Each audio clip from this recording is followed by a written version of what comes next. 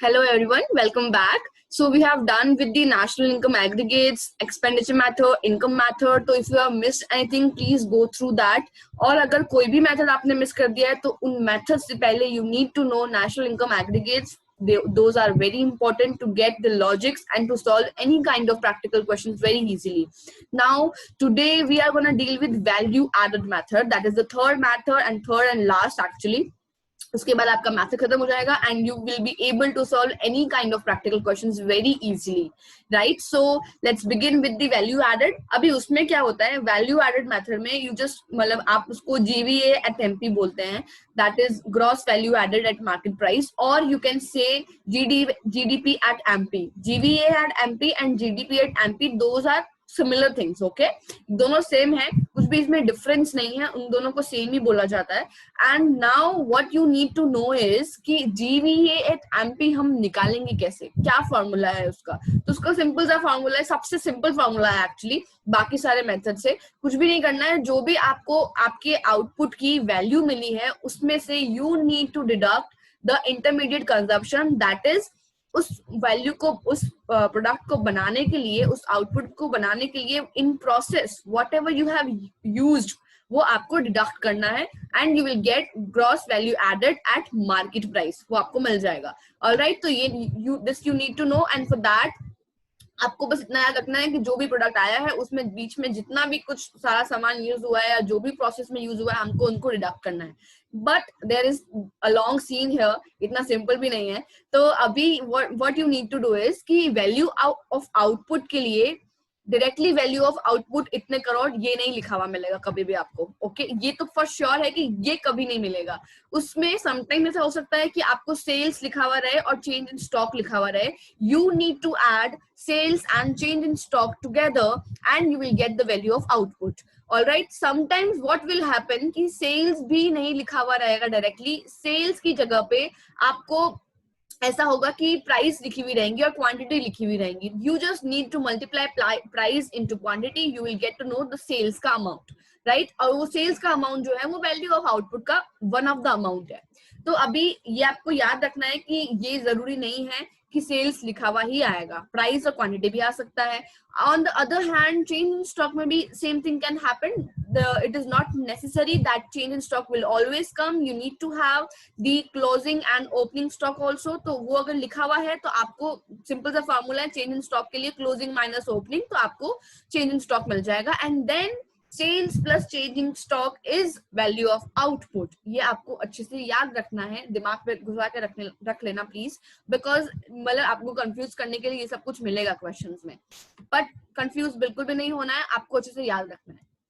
Now अगर value of output का कुछ सिस्टम है तो इंटरमीडिएट कंजप्शन को भी क्यों भी छोड़ें, उनका भी कुछ सिस्टम है.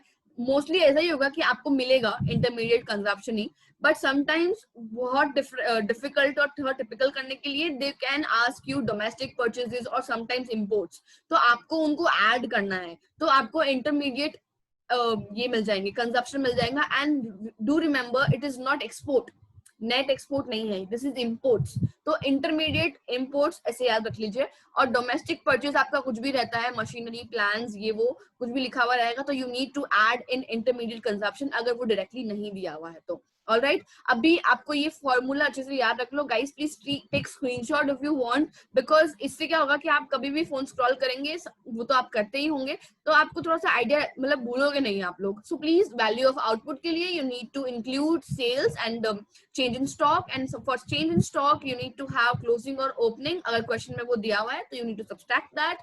और sales के लिए आपको प्राइस और क्वांटिटी चाहिए होते हैं, you need to multiply that and you will get the sales. Now अभी इन सब चीजों से आप क्या क्या कैलकुलेट कर पाएंगे ये I have to tell you, because इतनी सारी चीजें हैं. You will get to know GVA at factor cost, GVA at market price, NVA at market price, NVA at factor cost, GDP, GDP at FC, NNP, NNP at market price, factor cost, value of output, intermediate consumption. sometimes sales नहीं पूछा हुआ होगा तो sales भी आपको देखने को मिल जाएगा.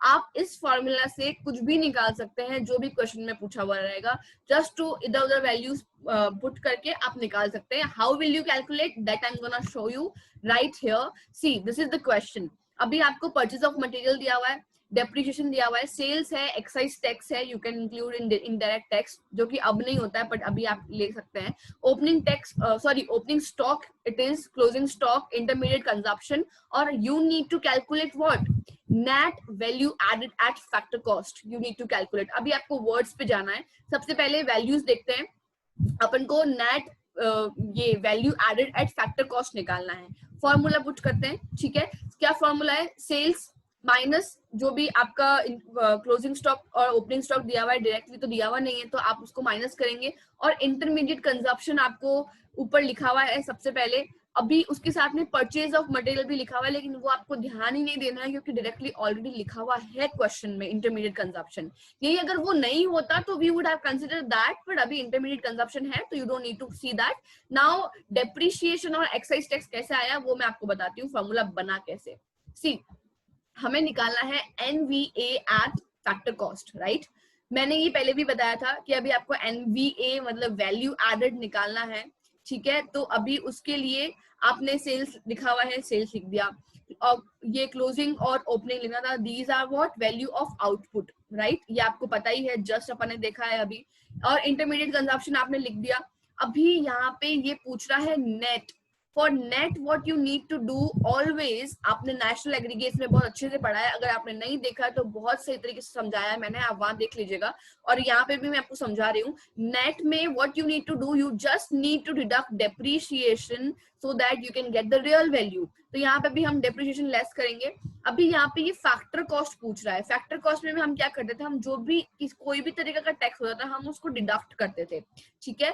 तो यहाँ पर भी there is this excise tax which is indirect tax, तो हम उसको यहाँ से पे डिडक्ट करेंगे and we will get the value. Now if we put the value, चलो वैल्यूज पुट करते हैं तो we will get to know. अभी this is sales, this is 200, now what is closing, closing है 12, opening is 17, guys don't go with my writing, so sorry for that, yeah, I hope you guys at least understand, right. Intermediate consumption is 50, now what is depreciation, 15, excise is 30, and your answer would be 100, right. तो ये आपका हो गया national income, that is 100, ठीक है, या answer निकल गया। और ये फॉर्मूला आपने खुद ने बनाया है, कुछ कहीं पे स्पेसिफाई नहीं है, रटाफिकेशन नहीं किया है, आपने खुद ने निकाला है, राइट। तो 100 would be national income. Now one question, as I said you, कि ऐसा भी तो हो सकता है कि जैसे मैंने बोला आप कुछ भी निकाल सकते हैं, तो कुछ भी निकाल सकते हैं का क्या मतलब है, सपोज इसी क्वेश्चन में net value added at factor cost दिया हुआ होता और आपको बोलते कि सेल्स निकालो, तो what you will do, that I'm gonna tell you. See, formula वही सेम लगेगा। अभी ये क्वेश्चन है, दिस इज द क्वेश्चन। अभी यहाँ पर आपको net value added at factor cost दे दिया, दैट इज 100, जो अपन ने अभी जस्ट निकाला है। जस्ट सपोज कि वो क्वेश्चन किया ही नहीं है अपन ने सिर्फ इतना ही किया है। अभी आपको बस ये ध्यान रखना है कि अभी सेल्स निकालना है। व्हाट विल यू डू, सबसे पहले आपको जो दिया हुआ है, जो भी प्रोडक्ट दिया हुआ है उसकी वैल्यू आप साइड में रखेंगे। अभी वैल्यू एडेड का सीन है तो हम यही वाला फॉर्मूला लगाएंगे, तो we will put the formula of this thing, तो सेल्स लिखेंगे, ओपनिंग क्लोजिंग लिखेंगे, वही सेम फॉर्मूला।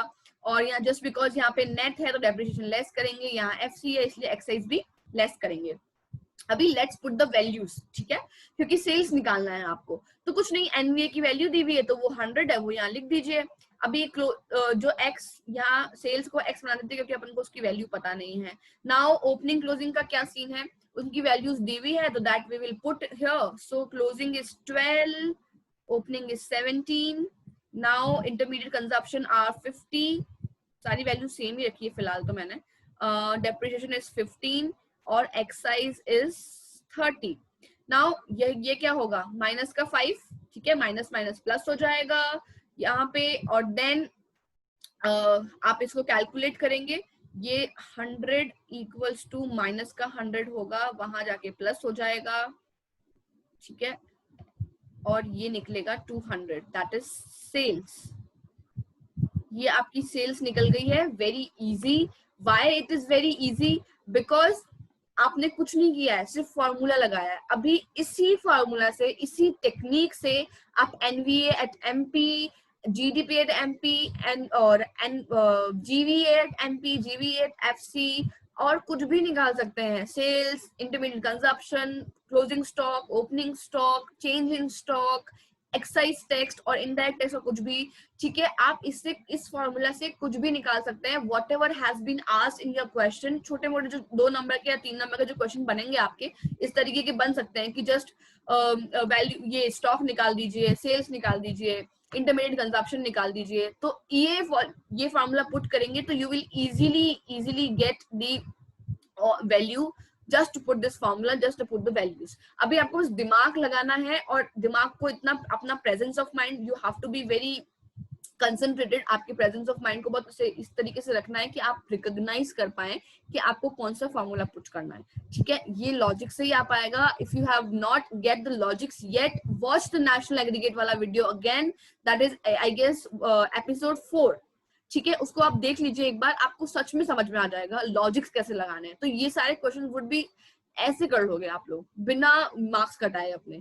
ठीक है, तो these are the questions and rest in the next episode I'm gonna give you some practice sets where I'm gonna deal with the all 3 methods, either it's expenditure, income and value added. And one more thing, एक बात बोलनी है कि आप किसी भी value से, किसी भी मेथड से नेशनल इनकम निकालें, सबके आंसर सेम आएंगे अगर कंपोनेंट्स दिए हुए हो. एक मैं ऐसा क्वेश्चन दे दूंगी आपको जिसमें मैं सबके कंपोनेंट्स डाल दूंगी और वैल्यूज हम सब में डाल के पुट करेंगे, देखेंगे कि सेम आंसर आता है कि नहीं आता है, क्योंकि सेम ही आएगा. I know that, you will get to know in my next video. तो watch my next video, wait for that.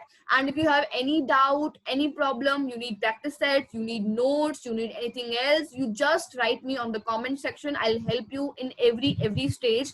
Guys, don't worry about anything.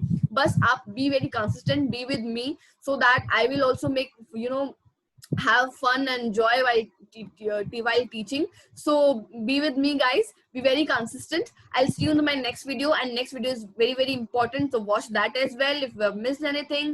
And please do share, subscribe. मतलब ये बोलने का नहीं होता है, but yeah, please guys, थोड़ा share कीजिए ताकि और ज्यादा लोग इस चीज को जान सके और इन चीजों से अपना कुछ भी फायदा कर सके. All right, I'll see you in the next video. Till then, bye bye. Have a good day.